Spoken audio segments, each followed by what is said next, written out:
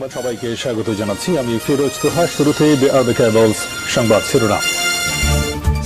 বাংলাদেশের সর্বশেষ গুরুত্বপূর্ণ আপডেট সংবাদে আপনাকে স্বাগত। শুরুতেই সংবাদ শিরোনাম, পরে বিস্তারিত। শুরুতেই জানিয়ে দিব, শহীদ পরিবার প্রাথমিকভাবে ৫ লক্ষ টাকা এবং আহত ব্যক্তি ১ লক্ষ টাকা ভাতা পাবেন। গণঅভ্যুত্থানে নিহত শহীদদের প্রত্যেক পরিবারের জন্য প্রাথমিকভাবে ৫ লক্ষ টাকা এবং আহত প্রত্যেক ব্যক্তি প্রাথমিকভাবে সর্বোচ্চ ১ লক্ষ টাকা করে পাবেন বলে আজ ১৮ সেপ্টেম্বর রাষ্ট্রীয় অতিথি ভবন যমুনায় প্রধান উপদেষ্টা প্রফেসর ডক্টর মোহাম্মদ ইউনূসের সভাপতিত্বে জুলাই শহীদ স্মৃতি ফাউন্ডেশনের কার্যনির্বাহী কমিটির প্রথম সভায় সিদ্ধান্ত নেওয়া হয়েছে। এছাড়া আহতদের জন্য যত তাড়াতাড়ি সম্ভব ক্ষতিপূরণ দেওয়া হবে এবং শহীদদের পরিবারের জন্য রাজধানীতে একটি স্মরণ অনুষ্ঠান করে চেক হস্তান্তর করা হবে বলে বৈঠকে সিদ্ধান্ত নেওয়া হয়েছে। এরপর জানিয়ে দিব, চাকুরিতে বয়সসীমা ৩৫ প্রত্যাশীদের লাগাতার কর্মসূচি ঘোষণা। চাকরিতে আবেদনের বয়সসীমা আন্তর্জাতিক মানদণ্ড অনুযায়ী ন্যূনতম ৩৫ বছর করার দাবিতে চূড়ান্ত প্রজ্ঞাপনের বিষয়ে আগামী ৩০ সেপ্টেম্বর শাহবাগে সমাবেশের ঘোষণা দিয়েছে চাকুরিতে আবেদনের বয়সসীমা ৩৫ প্রত্যাশী সাধারণ শিক্ষার্থী সমন্বয় পরিষদ। দাবি আদায় না হওয়া পর্যন্ত এই কর্মসূচি চলবে বলে জানান তারা। এবারে জানাবো, কাদের আমার বাসায় না এসে দেশ ছেড়ে পালিয়ে গেছে বললেন বিএনপির মহাসচিব মির্জা ফখরুল ইসলাম আলমগীর। এদিকে নারায়ণগঞ্জে গাড়ির ধাক্কায় পুলিশ কর্মকর্তা নিহত। নারায়ণগঞ্জের সিদ্ধিরগঞ্জে অজ্ঞাত একটি গাড়ির ধাক্কায় প্রাণ হারালেন শিল্প পুলিশের একজন এএসআই। নিহতের নাম মোহাম্মদ আবু বকর সিদ্দিক, ৩৮। মঙ্গলবার ১৭ সেপ্টেম্বর রাতে ঢাকা চট্টগ্রাম মহাসড়কের মৌচাক বাস স্ট্যান্ড এলাকায় এই দুর্ঘটনা ঘটে। এদিকে বাঁধনকে নিয়ে পিনাকি ভট্টাচার্যের ফেসবুক পোস্ট। ছাত্র আন্দোলনে তারকাদের মধ্যে প্রথম সারিতে ছিলেন অভিনেত্রী আজমেরী হক বাঁধন। আওয়ামী লীগ সরকারের বিরুদ্ধে রুখে দাঁড়িয়েছিলেন তিনি। এই আন্দোলনে দেশের বাইরে থেকে বড় ভূমিকা রেখেছিলেন পিনাকি ভট্টাচার্য। এবার বাঁধনকে নিয়ে ফেসবুকে স্ট্যাটাস দিয়েছেন পিনাকি ভট্টাচার্য। এ বিষয়ে গুরুত্বপূর্ণ সংবাদ জানাবো, সঙ্গেই থাকুন। এবং সর্বশেষ জানিয়ে দিব, ভারতের বিপক্ষে জয়ের লক্ষ্যেই মাঠে নামবে বাংলাদেশ। আলহামদুলিল্লাহ, ভারতের বিপক্ষে প্রথম টেস্ট জয়ের লক্ষ্যে বৃহস্পতিবার ১৮ সেপ্টেম্বর থেকে ২ ম্যাচের সিরিজ খেলছে সফরকারী বাংলাদেশ। চেন্নাইয়ের এম চিদাম্বরম স্টেডিয়ামে সিরিজের প্রথম টেস্টটি শুরু হবে আজ বাংলাদেশ সময় সকাল ১০টায়। ২ সপ্তাহ আগেই পাকিস্তানকে ২ ম্যাচের টেস্ট সিরিজে হোয়াইট ওয়াশ করেছে বাংলাদেশ, যা দেশের ক্রিকেট ইতিহাসে সেরা জয়ের কৃতিত্ব হিসেবে ভাবা হচ্ছে। পাকিস্তানের চেয়ে স্বাগতিক ভারতকে অনেক বেশি শক্তিশালী হলেও জয়ের ধারা অব্যাহত রাখতে পারফরমেন্সে ধারাবাহিকতা হতে চায় টাইগাররা। প্রিয় দর্শক, এতক্ষণ শুনছিলেন সংবাদ শিরোনাম, এবারে বিস্তারিত। তবে তার আগে বন্ধুরা, অনুরোধ থাকবে এই সংবাদটিতে একটি লাইক দিন। এই চ্যানেলে আপনি নতুন হয়ে থাকলে আমাদের সংবাদটি দেখতে দেখতে চ্যানেলটি সাবস্ক্রাইব করে রাখুন। কমেন্ট করে আপনার মূল্যবান মতামত জানিয়ে দিন বন্ধুরা, আপনি বিশ্বের কোন দেশ থেকে বা বাংলাদেশের কোন স্থান থেকে আমাদের সংবাদটি দেখছেন এবং শুনছেন। এবারে বিস্তারিত। শহীদ পরিবারের প্রাথমিকভাবে ৫ লক্ষ এবং আহত ব্যক্তি ১ লক্ষ টাকা ভাতা পাবেন। গণঅভ্যুত্থানে নিহত শহীদদের প্রত্যেক পরিবারের প্রাথমিকভাবে ৫ লক্ষ টাকা এবং আহত প্রত্যেক ব্যক্তি প্রাথমিকভাবে সর্বোচ্চ ১ লক্ষ টাকা করে পাবেন। বুধবার ১৮ সেপ্টেম্বর রাষ্ট্রীয় অতিথি ভবন যমুনায় প্রধান উপদেষ্টা ডক্টর মোহাম্মদ ইউনূসের সভাপতিত্বে জুলাই শহীদ স্মৃতি ফাউন্ডেশনের কার্যনির্বাহী কমিটির প্রথম সভায় সিদ্ধান্ত নেওয়া হয়েছে। এছাড়াও আহতদের জন্য যত তাড়াতাড়ি সম্ভব ক্ষতিপূরণ দেওয়া হবে এবং শহীদদের পরিবারের জন্য রাজধানীতে একটি স্মারক অনুষ্ঠান করে চেক হস্তান্তর করা হবে বলে বৈঠকে সিদ্ধান্ত নেওয়া হয়েছে। অধ্যাপক মোহাম্মদ ইউনূস বৈঠকে বলেন, যে কোনো পরিমাণ অনুদানের হিসাব রাখতে হবে, সংরক্ষণ করতে হবে। দাতাদের তালিকা সম্ভব হলে তাদের নাম ফাউন্ডেশনের ওয়েবসাইটে প্রকাশ করা হবে বলে জানান তিনি বলেন, আহতদের চিকিৎসার খরচ স্বাস্থ্য মন্ত্রণালয় দেবে। ফাউন্ডেশনে আহতদের যে ক্ষতিপূরণ দেবে তা সরকারের চিকিৎসা খরচ ছাড়াও দেয়া হবে। এ সময় কমিটির পক্ষ থেকে বাংলাদেশি প্রবাসী এবং সংস্থা ও ব্যবসায়িক প্রতিষ্ঠানকে ফাউন্ডেশনের অনুদান দেওয়ার আহ্বান জানানো হয়। এদিকে চলতি সপ্তাহে শুরু হয়েছে জুলাই শহীদ স্মৃতি ফাউন্ডেশন এক জরুরি আর্থিক সহায়তা কার্যক্রম। ইতিমধ্যেই ১০০ কোটি টাকার ফান্ড প্রধান উপদেষ্টার ত্রাণ এবং কল্যাণ তহবিল থেকে ফাউন্ডেশনে অনুদান হিসেবে দেওয়া হয়েছে বলে জানিয়েছে তথ্য এবং সম্প্রচার উপদেষ্টা নাহিদ ইসলাম। চাকুরিতে বয়সসীমা ৩৫ প্রত্যাশীদের লাগাতার কর্মসূচি ঘোষণা। সরকারি চাকরিতে আবেদনকারীদের বয়সসীমা আন্তর্জাতিক মানদণ্ড অনুযায়ী ন্যূনতম ৩৫ বছর করার দাবির পক্ষে চূড়ান্ত প্রজ্ঞাপনের বিষয় আগামী ৩০ সেপ্টেম্বর শাহবাগে সমাবেশের ঘোষণা দিয়েছে চাকুরিতে আবেদনের বয়সসীমা ৩৫ প্রত্যাশী সাধারণ শিক্ষার্থীরা।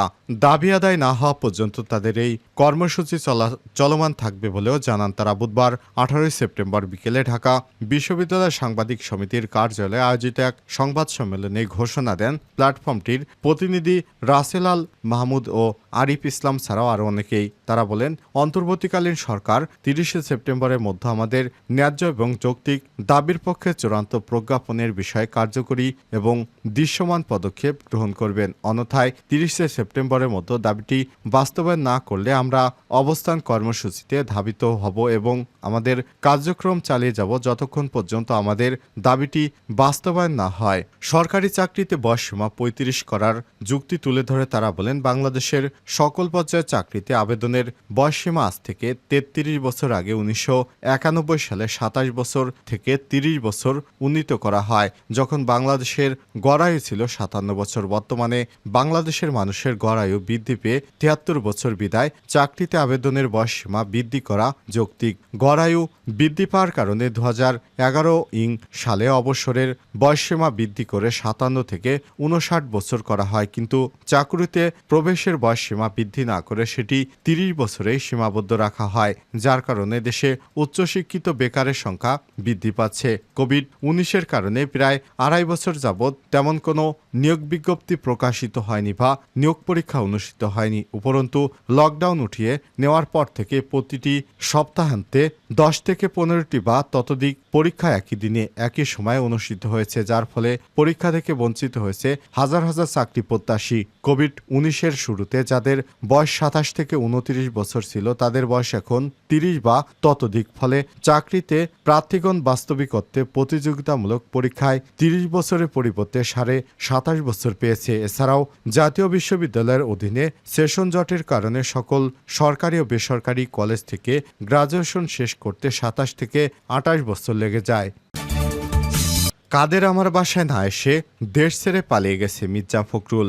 বিএনপির মহাসচিব মির্জা ফখরুল ইসলাম আলমগীর, আওয়ামী লীগের সাধারণ সম্পাদক ওবায়দুল কাদের দেশ থেকে না পালিয়ে আমার বাসায় আসতে চেয়েছিলেন। আজ তিনি কোথায় আছেন? আমার বাসায় না এসে তিনি ভারতে পালিয়ে গেছেন। বুধবার ১৮ সেপ্টেম্বর বিকেলে বালিয়াডাঙ্গি উপজেলা বিএনপির আয়োজনে সমীর উদ্দিন স্মৃতি মহাবিদ্যালয় মাঠে সম্প্রতি গণতন্ত্র রক্ষায় শেখ হাসিনা এবং তার দোসরদের বিচারের দাবিতে বিশাল জনসভায় প্রধান অতিথির বক্তব্যে তিনি এসব কথা বলেন। মির্জা ফখরুল বলেন, আমি মামলার কারণে ১১ বার জেলে গিয়েছি, তবে জমি দখল এবং লুটের নয়, সব রাজনৈতিক মামলা। ঠাকুরগাঁয়ে ৭,০০০ বিএনপি নেতাকর্মীর নামে মামলা হয়েছে। এরকম সারা দেশে ৬০ লক্ষ মানুষের বিরুদ্ধে মামলা দায়ের করেছে আওয়ামী লীগ ফ্যাসিস্ট সরকার। সারা দেশে প্রায় ৮০০ নেতা থেকে ৮০০ কর্মীকে গুম করেছে তারা। পুলিশ দিয়ে থানায় থানায় পায়ের মধ্যে গুলি করে পঙ্গু করে দিয়েছে নেতাকর্মীদের। মির্জা ফখরুল আরও বলেন, আওয়ামী লীগ একেবারে ছাত্র আন্দোলনে পাখির মতো গুলি করে মানুষকে হত্যা করেছে। এতে